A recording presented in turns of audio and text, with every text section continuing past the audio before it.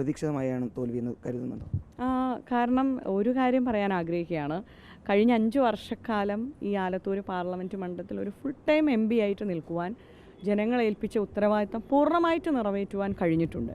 പിന്നെ ചെറുതും വലുതുമായിരിക്കുന്ന പദ്ധതികളിലെല്ലാം മുഴുവൻ പഞ്ചായത്തിലും നഗരസഭകളിലും ആ തുക വിനിയോഗിക്കുവാനും മുൻ MP ചെലവഴിക്കാതെ പോയ 3.5 കോടിയോളം രൂപ പോലും ചെലവഴിക്കുവാൻ കൂടി കഴിഞ്ഞ ഒരു ജനപ്രതിനിധി എന്നുള്ള രീതിയിൽ ഞങ്ങൾ ചെയ്തിരിക്കുന്ന പ്രവർത്തനങ്ങളിൽ ഞങ്ങൾ വളരെ സംതൃപ്തരാണ്.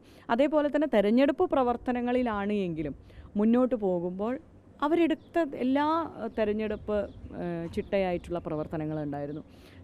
ഏറ്റവും താഴെ തട്ടിൽ വരെ പ്രവർത്തിച്ച സഹപ്രവർത്തകരുണ്ട്. അവർ ഊണില്ലാതെ പട്ടിണിയില്ലാതെ ഈ കൊടും ചൂടിലെടുത്ത പ്രവർത്തനത്തിൽ എത്രയോ ആളുകൾ പിന്തുണ നൽകിയിട്ടുണ്ട്. ഞങ്ങൾ തമ്മിലുള്ള വ്യത്യാസം 20,000-ൻ്റെ അങ്ങനെ ഒരു എനിക്കതിൻ്റെ എത്ര റൗണ്ട് എനിക്കറിയില്ല.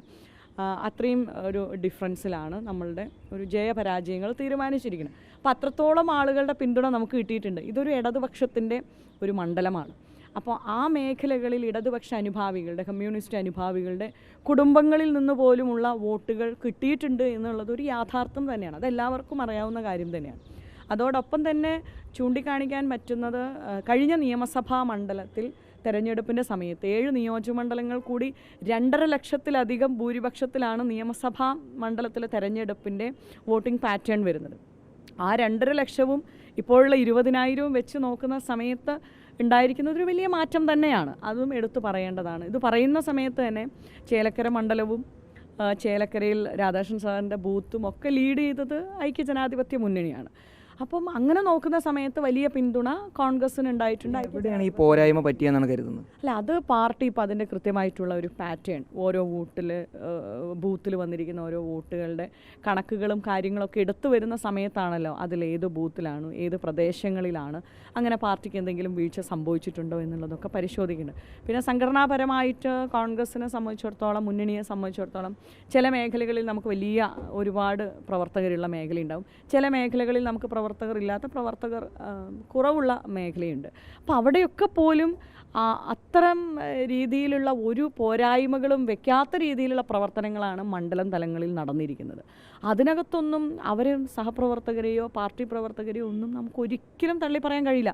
ഈ ചുട്ടുപൊള്ളുന്ന വെയിൽ നിങ്ങൾ തന്നെ പലപ്പോഴും ചാനലിൻ്റെ ബൈറ്റ് എടുക്കാൻ തെരഞ്ഞെടുപ്പ് പ്രവർത്തനത്തിൽ വലിയ ചൂടാണ്.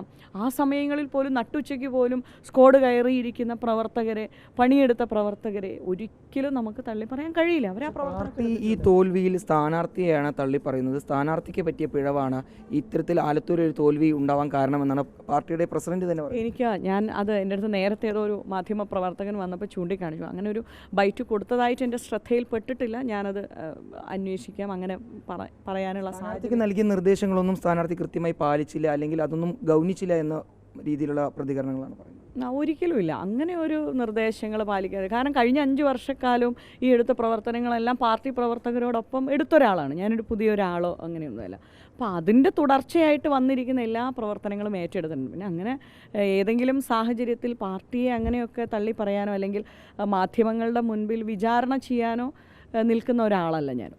ഞാനൊരു പാർട്ടിയുടെ അനുസരണയുള്ള അച്ചടക്ക ഉള്ള ഒരു പാർട്ടി പ്രവർത്തകയാണ്. ഇനി എന്തെങ്കിലും അങ്ങനത്തെ പോരായ്മകൾ എവിടെയെങ്കിലും ഉണ്ടായിട്ടുണ്ട് എന്ന് ഈ വിലയിരുത്തലിന് ശേഷം കണ്ടെത്തിയാൽ അത് പറയാനുള്ള വേദി മാധ്യമമല്ല, അത് പറയാനുള്ള വേദി KPCC തലങ്ങളിൽ അതിനുള്ള പാർട്ടി വേദികളിലാണ് പറയേണ്ടത് എന്ന് ചിന്തിക്കുന്ന ഒരു പാർട്ടി പ്രവർത്തകയാണ്. അല്ലാതെ ഇപ്പം ഞാൻ നിങ്ങളടുത്ത് വന്നിട്ട് നിങ്ങളുടെ മുൻപിൽ ഏതെങ്കിലും ഒരാളിനെ വലിച്ചു കീറാനോ അല്ലെങ്കിൽ ആർക്കെങ്കിലും എതിരെ പറയാൻ നമുക്കൊരിക്കലും അങ്ങനെ കഴിയില്ല.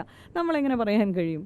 അതൊന്നും ശരിയല്ല. അതുകൊണ്ട് എനിക്ക് അങ്ങനത്തെ കാര്യങ്ങളൊന്നും പറയാം. ഇത്തവണ BJP വലിയൊരു കുതിപ്പ് നടത്തിയെന്ന് തന്നെയാണ് പറയുന്നത്. 1 ലക്ഷത്തിലധികം വോട്ടുകൾ അവർ കൂടുതൽ പിടിച്ചിരിക്കുകയാണ്. അതെ, അതിപ്പം നമ്മൾ പറയുന്ന പോലെ തന്നെ എവിടെ നിന്നാണ് ഏത് ബൂത്തുകളിൽ നിന്നാണ് ആ രീതിയിലുള്ള വോട്ടിൻ്റെ വ്യതിയാനങ്ങൾ ഉണ്ടായിരിക്കുന്നത് എന്നുള്ളതൊക്കെ കണക്കെടുത്ത് വരുന്നല്ലേ ഉള്ളൂ. കണക്കെടുത്ത് വന്ന പാർട്ടി അത് പഠിച്ചു കഴിയുന്ന സമയത്ത് അതിനെക്കുറിച്ചുള്ള പ്രതികരണം നമുക്ക് നടത്താൻ പറ്റുള്ളൂ. തുടരുമോ? പിന്നെ 100%. ഞാൻ പറഞ്ഞില്ലേ 20,000 വോട്ടിൻ്റെ ഡിഫറൻസിൽ ജനങ്ങൾ എന്നിൽ അർപ്പിച്ചൊരു വിശ്വാസമുണ്ട്. അത് പാലിക്കുക എന്നുള്ളത് എൻ്റെ ഒരു കടമയാണ്. അപ്പോൾ അത് കഴിഞ്ഞ 5 വർഷക്കാലം ഉണ്ടായിരുന്നതുപോലെ തന്നെ ആലത്തൂർ പാർലമെൻറ്റ് മണ്ഡലത്തിൽ സജീവമായി ഒരു ജനപ്രതിനിധിയായിരുന്ന പരിചയ സമ്പത്തും അതേപോലെ തന്നെ ഒരു പാർട്ടി പ്രവർത്തക എന്നുള്ള രീതിയിലും സജീവമായിട്ട് ആലത്തൂർ പാർലമെൻറ്റ് മണ്ഡലത്തിനകത്ത് തന്നെ ഉണ്ടാകും. അതിനകത്തൊരു മാറ്റവും ഇല്ല. വീഡിയോ ജേർണലിസ്റ്റ് വിനു സിക്കൊപ്പം റിപ്പോർട്ടർ ഇക്ബാൽ അർക്കലീൻ, റിപ്പോർട്ടർ പാലക്കാട്.